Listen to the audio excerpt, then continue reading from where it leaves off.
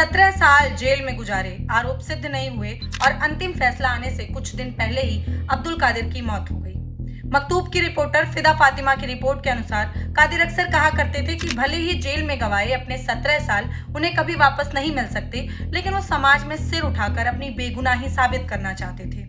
लेकिन किस्मत देखिए कि जिस फैसले का इंतजार उन्होंने लगभग 2 दशक तक किया, उसे सुने बिना ही वो इस दुनिया से चले गए।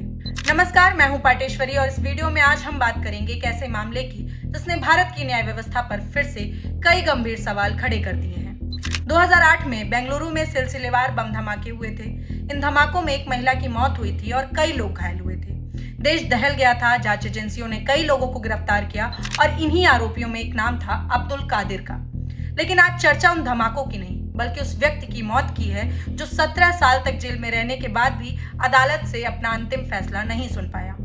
62 साल के अब्दुल कादिर की हाल ही में बेंगलुरु की परप्पना अग्रगाहा जेल में मौत हो गई। जेल प्रशासन का कहना है कि उनकी तबीयत बिगड़ने के बाद उन्हें अस्पताल ले जाया जा रहा था, लेकिन रास्ते में उन्हें दिल का दौरा पड़ा और उनकी मौत हो गई।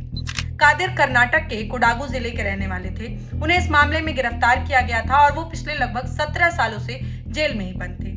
सबसे महत्वपूर्ण बात यह है कि वो दोषी साबित नहीं हुए थे। वो एक अंडर ट्रायल कैदी थे, यानी कि अदालत ने अभी तक यह नहीं तय किया था कि वो अपराधी हैं या नहीं है। रिपोर्ट्स के मुताबिक मुकदमे की सुनवाई लगभग पूरी हो चुकी थी, अंतिम बहस हो चुकी थी और फैसला आने ही वाला था।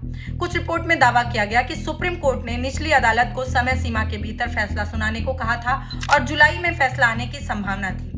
ऐसे समय में उनकी मौत हो गई जब वो अपने जीवन के सबसे महत्वपूर्ण फैसले का इंतजार कर रहे थे और आखिर बिना फैसला सुने ही वो दुनिया से चले गए। उनके वकील का आरोप है कि कादिर लंबे समय से गंभीर बीमारियों, खासकर डायबिटीज जैसी दिक्कतों से जूझ रहे थे, व्हीलचेयर पर आ चुके थे और कादिर की मौत से एक दिन पहले ही जेल के एक डॉक्टर ने उन्हें लिखित रूप से चेतावनी दी थी कि उनकी हालत बहुत खराब है, उन्हें तत्काल विशेष चिकित्सा सुविधा की आवश्यकता है। कथित तौर पर डॉक्टर ने यह भी कहा था कि किसी भी अप्रिय घटना की जिम्मेदारी जेल प्रशासन की होगी।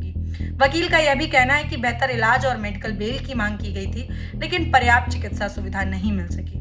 हालांकि इन आरोपों की स्वतंत्र पुष्टि होना भी बाकी है, लेकिन सवाल जरूर खड़े होते हैं कि अगर वो इतने बीमार थे तो उन्हें किसी बड़े हॉस्पिटल में ट्रांसफर क्यों नहीं किया गया। अब जरा इस मामले से हटकर कुछ और सवाल। अगर कोई व्यक्ति दोषी है, उसे सजा मिलनी चाहिए। अगर कोई व्यक्ति निर्दोष है तो उसे आजाद होना चाहिए। लेकिन अगर किसी व्यक्ति की जिंदगी का 17 साल सिर्फ फैसले का इंतजार करते हुए निकल जाए तो क्या अपने आप में ये सजा नहीं है? सोचिए, कादिर को आरोपी बनकर ही दुनिया को छोड़कर जाना पड़ा। अगर ये फैसला पहले आ गया होता तो शायद कादिर का जीवन कुछ और होता। भारत की जेलों में बड़ी संख्या में अंडर ट्रायल कैदी बंद हैं। ऐसे लोग जिनका अपराध अदालत में अभी साबित नहीं हुआ है। कई लोग सालों तक मुकदमों के लंबित रहने की वजह से जेल में रहते हैं। इस स्थिति को लेकर न्यायपालिका भी कई बार चिंता जता चुकी है। यहाँ एक बात बिल्कुल साफ होनी चाहिए कि इस वीडियो का उद्देश्य किसी आरोपी को निर्दोष या दोषी साबित करना नहीं है। यह अधिकार सिर्फ अदालत का है, लेकिन ये सवाल पूछना हमारा अधिकार है कि आखिर किसी भी मामले में फैसला आने में 17 साल, 20 साल, 25 साल क्यों लग जाते हैं? इतने वर्षों में तो गवाह बदल जाते हैं, जांच अधिकारी रिटायर हो जाते हैं, सबूत कमजोर पड़ जाते हैं। कई बार आरोपी या पीड़ित पक्ष के लोग भी इस दुनिया में नहीं रहते हैं। न्याय में देरी का नुकसान सिर्फ आरोपी का नहीं होता है। धमाकों में जान गंवाने वाले लोगों का परिवार भी तो 17 साल से न्याय का इंतजार कर रहा होगा। यानी देरी दोनों पक्षों को नुकसान पहुंचाती है।